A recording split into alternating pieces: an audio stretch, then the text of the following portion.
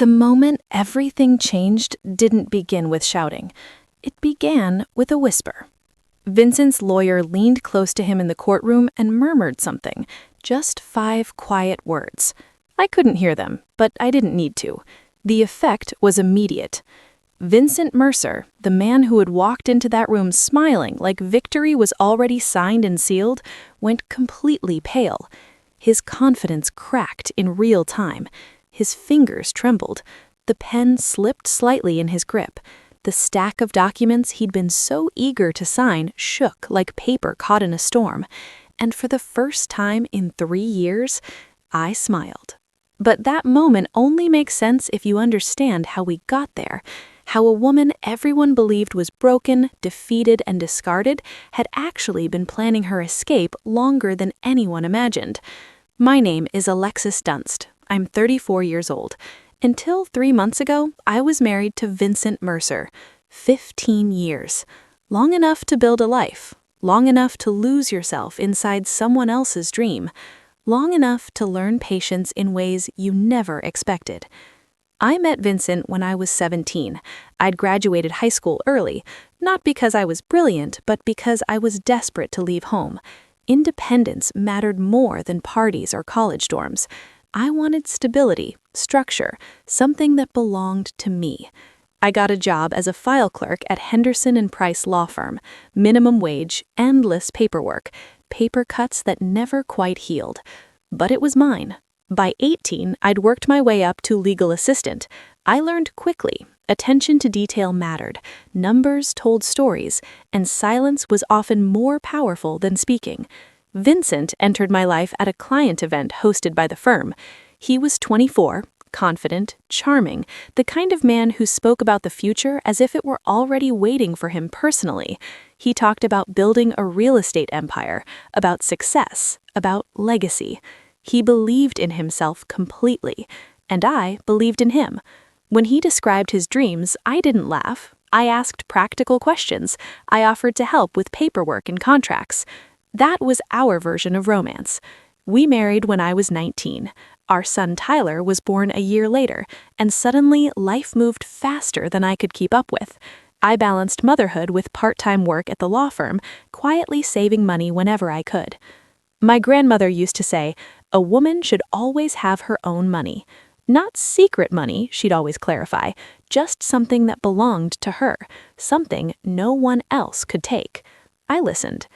At 23, Vincent's business finally took off. He came home one evening glowing with excitement.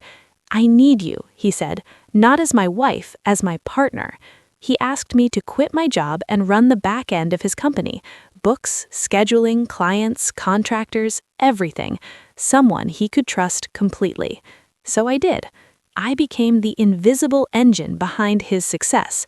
Bookkeeper, office manager, client coordinator, marketing planner, event organizer, interior decorator for model homes, problem solver, crisis manager.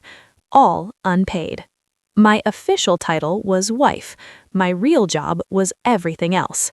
For 11 years, I helped build Vincent's empire. And for 11 years, Vincent stood on stages accepting awards, thanking investors, mentors, and his own vision, never quite remembering to thank me. At first, I didn't mind. We were a team, or at least I believed we were. Then, things slowly changed. He stopped asking my opinion. He stayed late at work more often. He began criticizing small things, my clothes, my cooking, my lack of ambition. That one always amazed me. I was running his business operations while raising our son and managing our home, but apparently I wasn't ambitious enough. The divorce came on a Tuesday. I remember because I was cooking his favorite dinner. He sat at the kitchen table, calm and detached, like he was discussing quarterly profits. He said, "I want a divorce." No hesitation, no apology. Then came the part that rewrote everything. "I want the house, the cars, the business, everything," he added. "You can keep Tyler." He said it casually, like dividing furniture after a move. Keep Tyler, as if our 15-year-old son were an inconvenience he was generously allowing me to take. I stared at him across the table.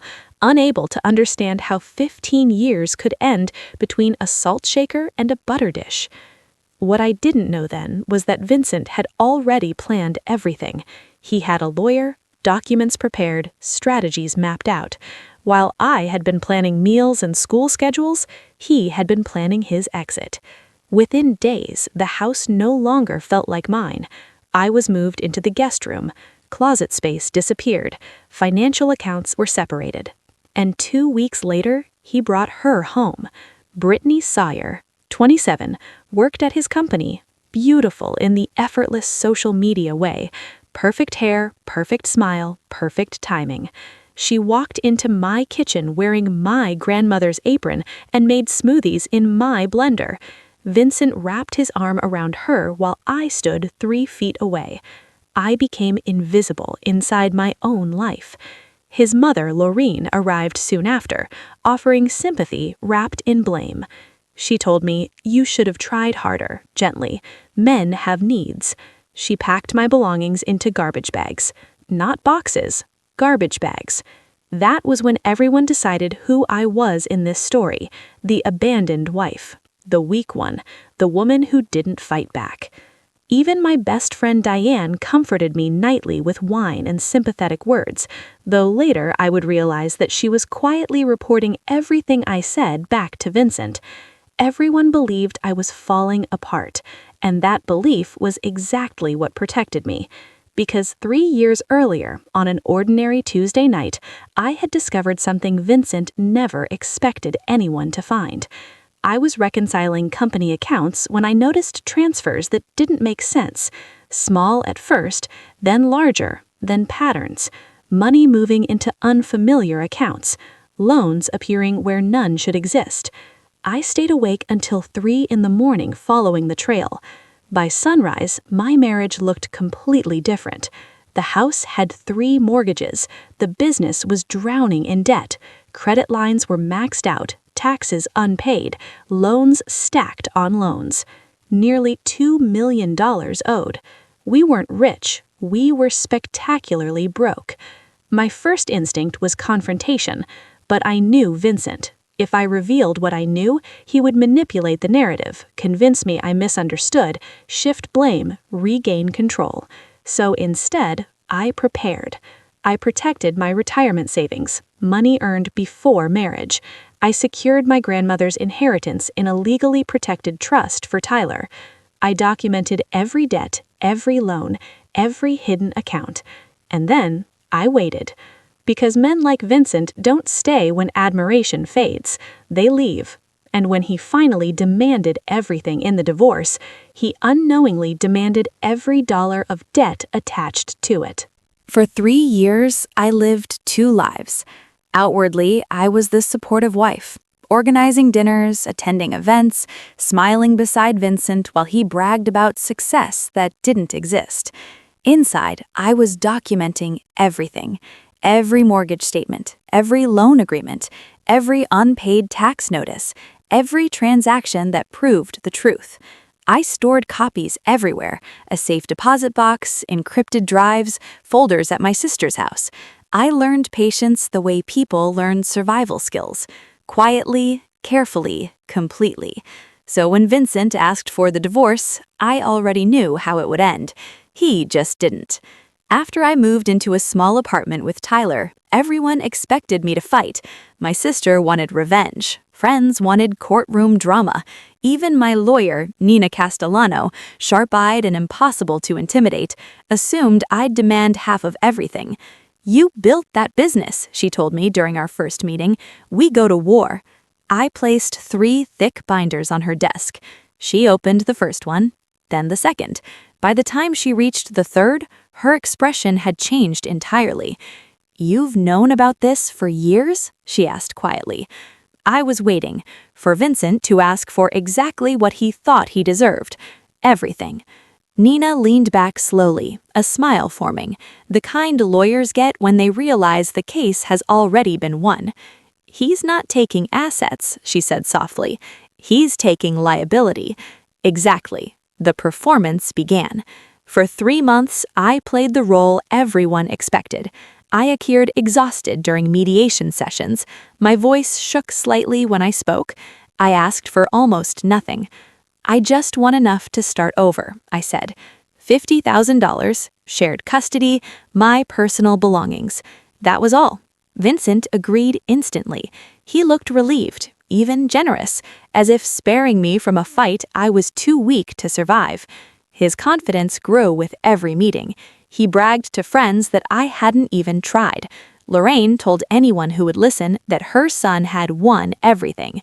Meanwhile, Brittany redecorated the house I once loved, painting my carefully chosen sage green kitchen a cold, lifeless gray. I didn't argue. I didn't react. Because the less threatening I appeared, the less careful Vincent became, and arrogance makes people careless. Tyler noticed first. Teenagers see more than adults think. One evening, sitting at our tiny kitchen table, he asked quietly, "Mom, is Dad actually rich?" I didn't answer immediately. "What do you think?" I asked. He frowned. "Something doesn't add up." I squeezed his hand. "Just wait," I told him. Sometimes truth doesn't need explaining, it just needs time. 2 weeks before the final hearing, Vincent's lawyer requested a financial audit. A smart move, a dangerous move for me, but Vincent refused. "I know what my company's worth," he said. His lawyer made him sign a waiver acknowledging he declined financial review. Vincent signed it without reading. That moment sealed everything. The final hearing arrived on a bright April morning. Courtroom 4B smelled faintly of old wood and polish. Sunlight streamed through tall windows, making the space feel almost peaceful. Vincent arrived confident, wearing the charcoal suit I had helped him choose years earlier. His expensive watch gleamed under the lights. He looked like a man collecting a prize. Brittany waited outside, scrolling through her phone. Lorraine sat proudly in the gallery. I walked in wearing a simple navy dress, hair pulled back, no jewelry. I looked tired, defeated. Perfect. Judge Patricia Holden reviewed the case file. "You've reached an agreement?" she asked. Both lawyers confirmed. The judge turned to me. "Mrs. Dunst, do you understand you are relinquishing claim to substantial marital assets?"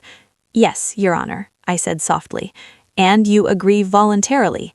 "I just want my husband to have everything he asked for." The words were true, just not in the way anyone understood yet. The documents were passed around. Vincent signed eagerly, barely reading. I signed carefully.